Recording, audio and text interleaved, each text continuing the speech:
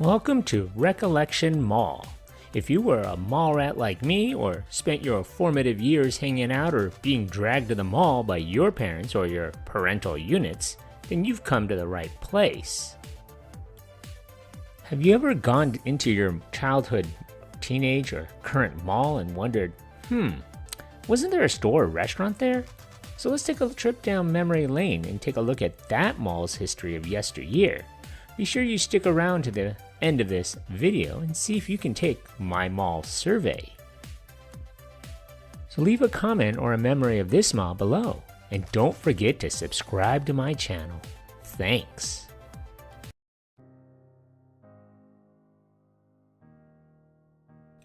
In 1971, the Landover Mall would begin construction, which was spearheaded by Ted Lerner and Sonny Abramson. Ted Lerner would be responsible for other shopping centers, including the White Flint Mall and the Dulles Town Center, and thousands of homes and apartments, along with numerous office buildings. Sonny Abramson was a Washington, D.C. developer who founded the Tower Companies in 1947. The two partners would control the construction, the building, and management of the Landover Mall. The mall would be built directly across from FedEx Field, or Northwest Stadium as it is known today, off Maryland's 202 and Interstates 95 and 495. The mall opened on May 11, 1972, and like its neighbor, Capitol Plaza Mall, it was a major attraction through its opening years in Prince George's County. The two-level, 1.3 million square foot mall featured three fountains, one adjacent to Hex, Sears, and in Center Court.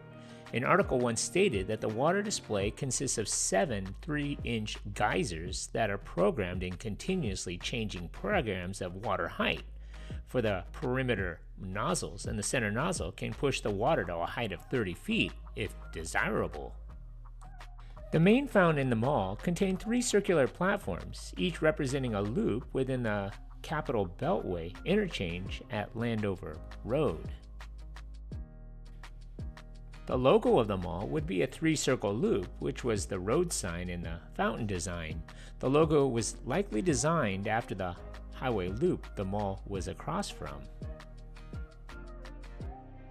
The mall would be known for its holiday decorations. The center ring fountains would be shut off and replaced with annual secular holiday displays, which featured a gingerbread house, fairies, candy canes, snowmen, reindeer, sleigh ride, doves, and a cupcake boat ride, but no Santa or explicit references to Christmas.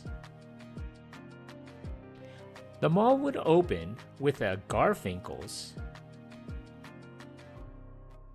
a Woodward and Lothrop, also known as Woody's, a Hex department store, and a Sears, which also had a gas station attached to it. These were the main anchors. Some sources cited that F.W. Woolworths was a major anchor, but I would generally class it as a junior anchor. It was the first mall in the region to have 4 anchors until Fair Oaks Mall opened in 1980. Among the other stores that occupied the mall, you may have remembered Cinnabon, Walden Books, Farrell's, Jordan Kit Store, Briggs Music, IHOP, Arthur Treacher's, Three Brothers Pizza, and Spencer's. The mall also had the very last surviving Hot Shops Junior restaurant. There was an Orange Julius downstairs in the center court next to the main fountain, and upstairs diagonally across from OJ was a very similar Florida-based restaurant called Orange Bowl. The Promenade 6 movie theater was considered a good movie theater and was located in the basement, which had its own escalators, but it would later close in 1991. The main reason for the success of Landover Mall was the fact that there was absolutely no other enclosed shopping mall closer to Southern Maryland. Although Prince George's Plaza was located about 10 miles away, by the time Landover Mall opened, PG Plaza, as it was known, was considered tiny and very dated, and was still an open-air mall. While there were a few malls further south on the Beltway towards the Woodrow Wilson Bridge, again, they were small and aging and not enclosed, and certainly not as hip in design department as Landover. The closest mall with anywhere near the same category was the mall in Columbia, a substantial trip up Route 29 deep in Howard County. One former employee remarked that Landover Mall had 10 submarine diesel engines underground on the theater side, supplying power to all of the mall, except for Sears, which was with Pepco. One customer felt that the Landover Mall was dimly lit. It was creating a dark and foreboding mood. In 1990, Garfinkel's filed for bankruptcy and went out of business. The store closed, and the former Garfinkel's anchor store was never replaced.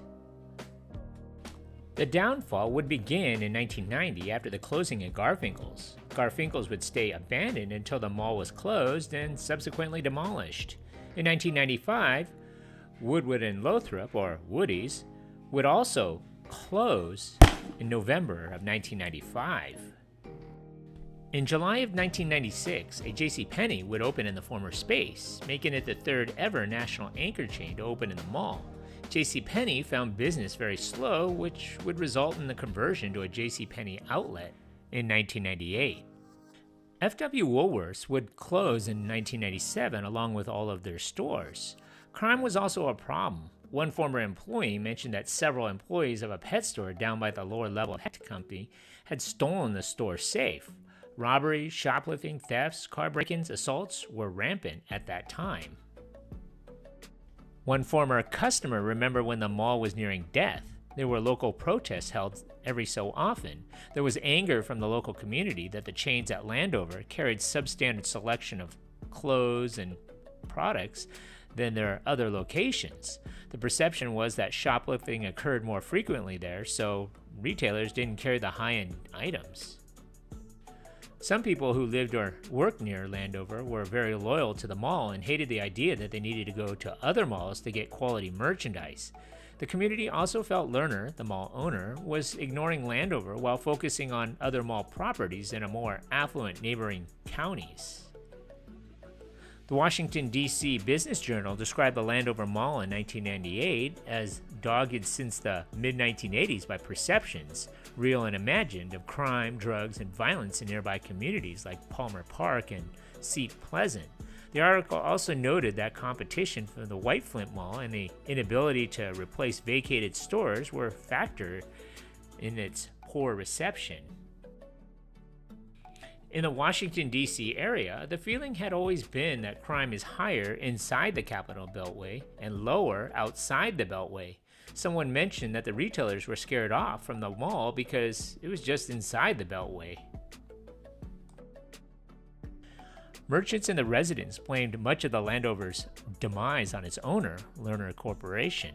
They claimed the company had neglected the mall, failing to bring in new retailers to replace space that had been vacant for years.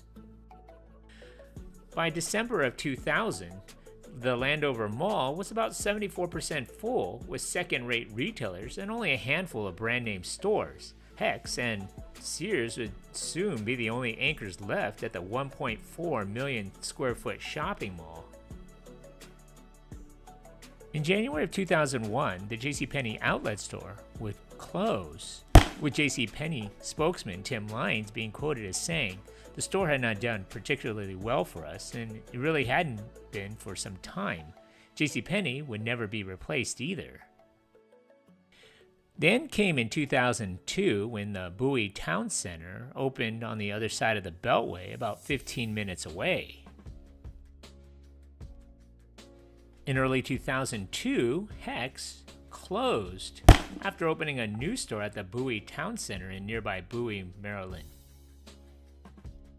Shoppers say the outdated mall, along with most of the Prince George's County, lacks the quality retailers and merchandise that blanket neighboring areas like Montgomery County and Northern Virginia. Real estate officials say that the county's high crime perception and the lack of sales deter many retailers from locating there. The slow decline of the customers and stores was the reason as to why. This would be the final nail in the coffin for the mall, as the mall would liquidate all of its items and close for good on May 19, 2002 after 30 years of operation. Ted Lerner decided to shut the mall down completely. The mall doors were sealed shut with cinder blocks, although the Sears store remained open. The mall would be vacant for 5 years. Demolition began in 2006 and was completed in early 2007. The entire mall was demolished and its debris was recycled. Sears was the only store that remained open after the mall's closure because it owned the land on which the building stood. However, its former entrances to the mall were sealed shut on both of its levels. While the mall is shuttered, the last anchor, Sears, remained open. The Sears store was able to operate independently due to the fact that they owned the land the Sears stood on. Eventually, the Sears land was sold back to Lerner, but they would remain open. The Landover Mall road sign would be whitewashed, but otherwise intact. In March of 2014, Sears would close permanently due to the Sears closure wave that followed that year. Sears was subsequently demolished, which would then mean the mall was completely gone. The property was gated off, and currently a scar of the mall is all that remains. The FBI had expressed interest in buying the empty lot for research purposes. In 2014, the FBI announced they were looking at possibly purchasing the land for a future FBI headquarters after the acquisition of the Sears land. Political complications in 2017 undid any progress which had been made, and in October of 2018, Lerner put the whole site up for sale. In 2022, GSA restarted the search, with the old Landover Mall site being one of the 3 sites under consideration. However, in November of 2023, the Greenbelt site was chosen instead. Plans are now underway for a major new data center campus on the vacant former Landover Mall site. Prince George's County's largest such project to date could break ground as soon as 2026. It is anticipated to represent some $5 billion in capital investment and break ground in 2026 or 2027. A rendering furnished by Lerner shows a cluster of 5 data center facilities. The 4.1 million square feet of data centers, a project dubbed Bright Seat Tech Park, is situated on about 87 acres and would be centered on 2101 Bright Seat Road. Congratulations! Still here? It's over. Whoa. When I find you. Pop quiz, hotshot. This is only a test. So if you've gotten this far into the video, thanks. So how many anchor stores closed or changed names at this mall?